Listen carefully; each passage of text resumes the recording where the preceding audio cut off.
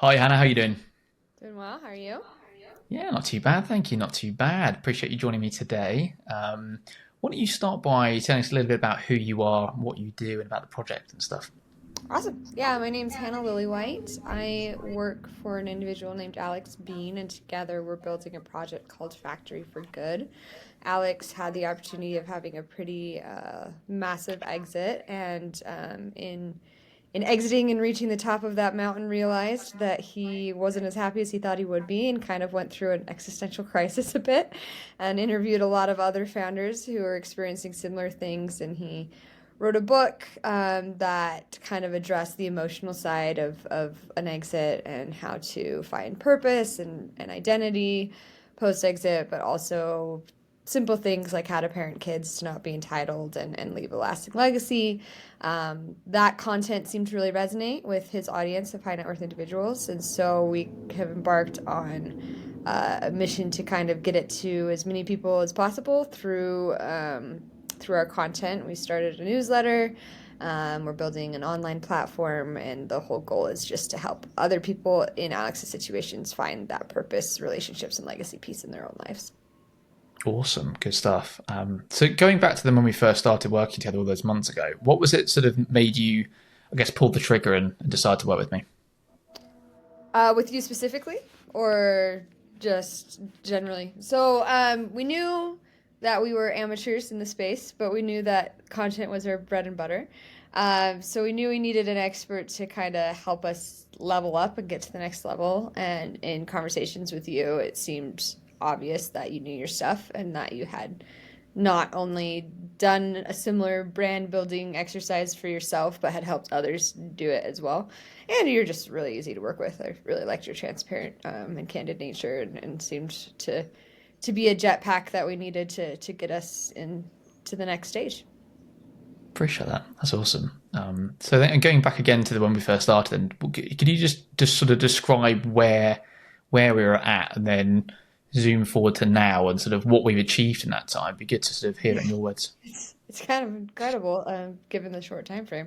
We had nothing, if I remember correctly. We didn't have a newsletter. We didn't have anything other than the book content. We had, to be fair, somewhat of an audience on Alex's LinkedIn specifically, and there was some content being done on that regard, but it wasn't very focused. So together we built out a full-on content strategy for upping the postings for Alex's brand to 5 times a week, and having real focus in that content strategy, as well as spinning up the newsletter and just simple things like email automations and things as people joined through the platform, as well as considering other avenues to get the message out there.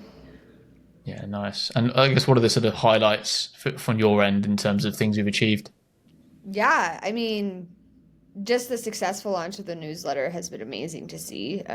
We have about 7,000 subscribers to our newsletter. Not all of that is organic because a lot of it was warm leads right through Alex's network from his other ventures, but it's still amazing to see at least a few hundred of that is just purely through the content strategy that we came up. I need to go in and dig into what those exact numbers are. But really, just Alex and I talk a lot about product market fit. And so being able to see the content land in the way that it has to our network has been exciting. They're kind of pushing us to build faster than we currently can build. So it's opened up all sorts of doors. We're actually hiring and building out our team based off of the positive feedback that we've gotten through the newsletter specifically. And then Alex's day job is investments. He's in a VC firm, and it's been cool to see. Even though that wasn't necessarily the intent of building out a brand in the content, there has been several investors in this latest fundraise that found us through our Factory for Good newsletter content, that came on in investors, and upwards of $1 million invested that wouldn't have been invested otherwise. So that's a monetary benefit. But yeah, I think the biggest success is just building something that we're proud of, building this community that's really resonating with the content. Every newsletter that goes out, we get 20 to 50 responses about how some version of a story or a framework or something that we're sharing is changing their lives, and they want to get involved. So that's really cool to see. Awesome. Yeah, and it's been a real pleasure from my end as well working on this. It's been, you said it's easy to work with. It's been, the same for me as well. It's been very much an enjoyable project. So certainly a highlight for me. I guess last question for me then. What would you say to anyone that's sort of, I guess, sitting on the fence, deciding whether to hire someone like myself? What would you say about the process and working with me? I would say that not only is it more necessary than you think, but it's just such a value add.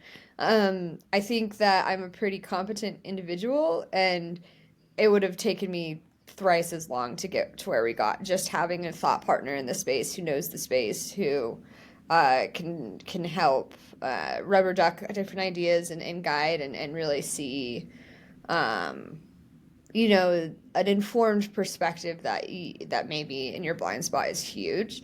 And so I'm a pretty frugal person, so I was like, I don't know if this is necessary, but we'll see, and we'll look into it. And coming out the other side, it's like, oh no, that was the right move, and that was the right choice. So, 10 out of 10 recommend.